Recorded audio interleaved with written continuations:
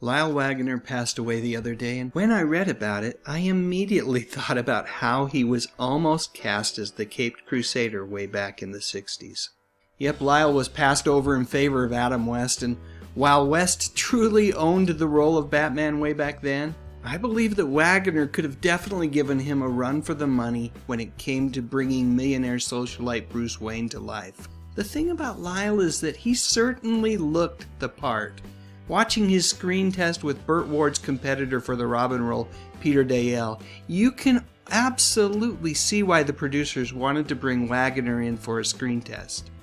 And while I won't ever argue that the wrong choice was made for the Caped Crusader, I do think it is interesting to see Lyle in costume and in cowl.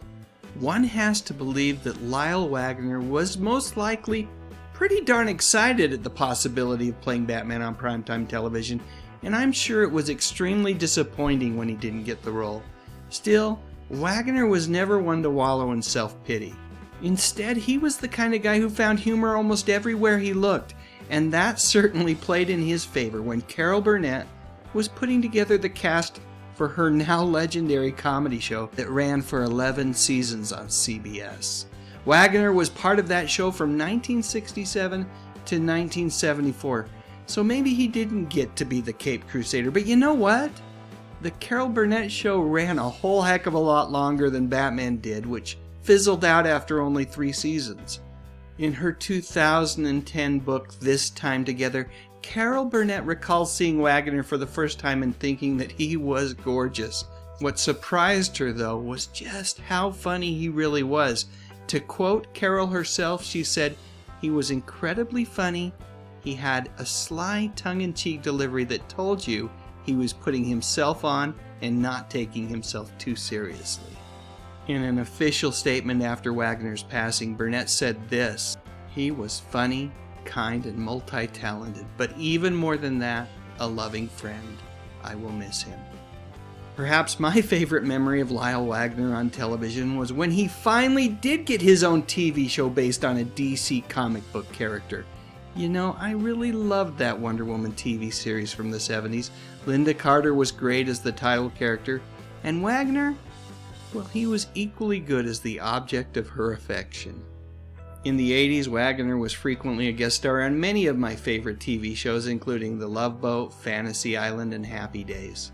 I also remember him playing himself on an episode of The Golden Girls in 1990, but that was about it, at least as far as I can remember, because right around that time, he made the decision to retire from the entertainment industry and focus on another business that he dreamt up while working on the Wonder Woman set. You see, Lyle always felt that the trailers that they spent so much time in while filming episodes, well, he felt that they were a bit subpar. And so he started his own company, which rented luxury trailers to the entertainment industry. Yep, Lyle knew exactly what amenities would make entertainers feel a little more at home.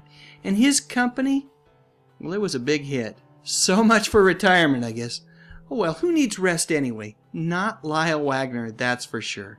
Well, at least until March 17th, when he passed away peacefully in his sleep. He had been battling cancer. Lyle Waggoner was 84 years old. Okay, that's all I have. I think I'll end this video with a picture of the Carol Burnett cast reunited a few years back. What a wonderful group of people, and boy, oh boy, they could really make you laugh. Alright, please share your memories of Mr. Waggoner in the comments section of this video, and if you enjoyed my little trip down memory lane, I would appreciate a thumbs up. That's how I'll know if I should make more videos like this one. Also, I would be honored if you would consider subscribing to my YouTube channel. I talk about music, movies, and television, mostly from the 50s, 60s, 70s, and 80s. You know, the good stuff. But most importantly, and as always, thank you so much for watching.